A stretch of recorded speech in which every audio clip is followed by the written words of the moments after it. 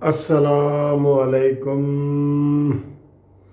प्यारे भाइयों दोस्तों, कैसे हो? खैरियत है? ठीक है दोस्तों। पीटीआई एक ऐसा इदारा है जहाँ पे जो भी जाता है, शरीफ हो या वो जिस तरह का हो, उसका पीटीआई का एक जहन बन जाता है। पीटीआई वाला जहन, पीटीआई का जहन क्या है?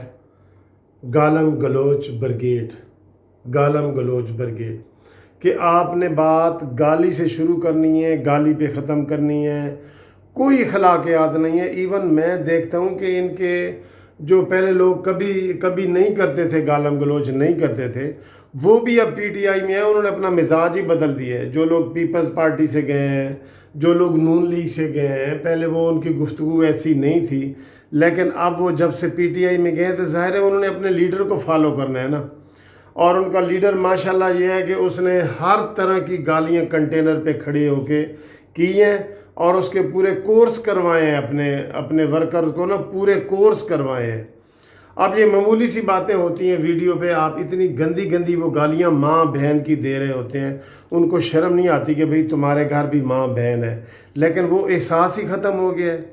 एक वो जो पीटीआई है उसने एक कल्चर पैदा कर दिया है कि आपने जो भी करनी है गाली गलौज करनी है।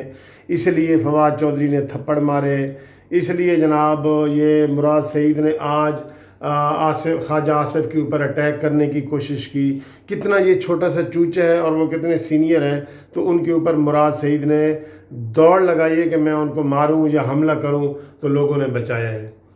तो अब इस वक्त जो मैं आपके साथ दोस्तों बात शेयर करने लगा हूँ ना, वो कि कितनी बड़ी उम्र है डॉक्टर यास्मीन राशिद जो पंजाब की वज़ीर सेहत है। वैसे ये ना दूसरी डॉक्टर फिरदौस आशिक अमान है, झूठ के हिसाब से, झूठ के हिसाब से, क्योंकि इसके झूठ तो पकड़े गए हैं जो मैंने आपको बताया है कि इसके जनाब झूठ इसने पकड़े हैं कि जी हमने सारे 75% वेंटिलेटर खाली पड़े हैं, हमने मास्क पहुंचा दिए हैं। मैंने उस दिन भी इसके झूठ आपको पकड़ के सुनाए थे कि इसके शाह महमूद कुरैशी ने खुद कहा था कि मुल्तान में तो मास्क तक नहीं है। फिर ये दूसरे दिन मुल्तान गई और फिर आके प्रेस कॉन्फ्रेंस की कि जनाब मैंने पहुंचा दिए हैं, जबकि उससे पहले इसने कहा था जी नहीं जी वहाँ पहुँचे हुए हैं। फिर मैंने इसका एक और झूठ आपको सुनाया जो इसने हम टीवी पे बताया। इसने ये कहा था कि जनाब अली यूके में लोग यूके बरतानिया की बातें करते हैं, वहाँ 500 पाउंड एक टेस्ट का लिए जा रहा है और 15 दिन के बाद रिज़ल्ट दे रहे हैं और 7 दिन पहले अपॉइंटमेंट लेनी पड़ती है। तो मैंने वो कन्फ्रंट कराया, मैंने सारा अपने दोस्तों से पता किया, बिल्कुल झूठ का पलंदा, यानी कोई शर्म नहीं, कोई एहसास नहीं, कुछ नहीं। अब इसने कल जो इंटरव्यू दिया है, इसने वो एक टीवी खानज़ादा को दिया है इंटरव्यू इसने कहा जी कि लाहौरी एक पागल किस्म की कौम है जिसकी मुझे समझ नहीं आती, किसी एसओपी पे अमल नहीं करते, हम कह कह के थक गए हैं और लाहौरी कौम ही ऐसी है और पूरी बाद में पूरी कौम ही ऐसी है और लाहौरी ऐसे। इस तरह इसको जेब देता है। इतनी 60 साल से ऊपर की इसकी एज है, मुझसे भी एक 2 साल ये बड़ी है। तो इसको वही गुस्से निकाल रही है कि ये 3 दफ़ा मुसलसल हारी है, बेगम कलसूम नवाज से हारी है। तो इस तरह की गुफ्तगू, इतना बड़ा बंदा, इतना बड़ा बंदा तो नहीं है, इतनी बड़ी एज का, चले मैं जी कह रहा हूँ एज का, लेकिन इसके ऊपर भी पीटीआई की मोहर लगी हुई है। इसने सबको पागल कह दिए। आज सारे टीवी लाहौर वाले कह रहे हैं कि सर जी ये एक वज़ीर का ये कैलिबर होता है, एक वज़ीर का ये ज़हन है कि इस तरह वो कौम से खिताब करता है। और कल को फिर तुमने इधर इलेक्शन लड़ना है, इमरान खान ने लड़ना है, तो ऐसे जो मुंह में आए वो कह देते हो तुम, और उसके ऊपर कोई एक्सक्यूज़ नहीं है। काफ़ी कल सोशल मीडिया पे भी ये बात चल रही है और कल इसने ये रात को इंटरव्यू दिया था और आज आप देख लें बाकी भी सारे टीवी चैनल पे, लाहौर 42 पे लगा हुआ है।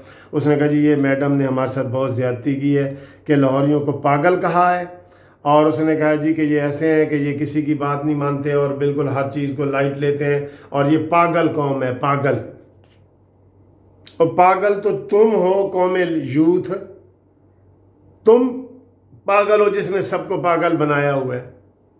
अपने ये अल्फाज वापस लो, लेकिन अब हम किससे ये मुतालबा करें कि जनाब इससे इस्तीफ़ा लिया जाए, ये वो जो इसका हेड है यूथ का, جو پارٹی کا ہیڈ ہے اس نے تو کہنا ہے وہ یہ بھی ایک کام کی نکل آئی ہے. جیسے میں نے بتایا نا فیاض الحسن چوہان کو پہلے نکالا گیا، بزدار نے نکالا کہ اس نے کوئی گستاخی کی.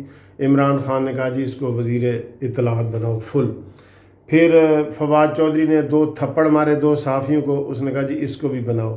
پھر مراد سعید یہ لڑتا ہے، اس نے کہا جی اس کو بھی منسٹر بناؤ. تو وہ تو اس کی خوبی ہے.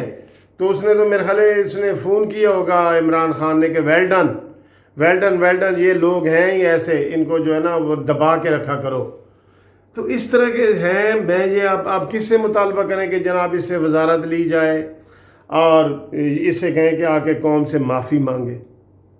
یہ معافی بھی نہیں مانگتے. میں نے کہا نا کتنا عمران خان کے اوپر آیا کہ اس نے خاتم النبیین کا لفظ استعمال نہیں کیا، حضور پاک صلی اللہ علیہ وسلم کے بارے میں نازیبہ باتیں کیں، لیکن اس نے معافی نہیں مانگی. تو دوستو یاد رکھنا یہ الیکشن لڑنے آئے تو پھر آپ بھی یاد رکھنا اس کے لیے، اور آپ اس کو کیسا فیل کرتے ہیں آپ بھی ذرا بتائیں. خدا حافظ.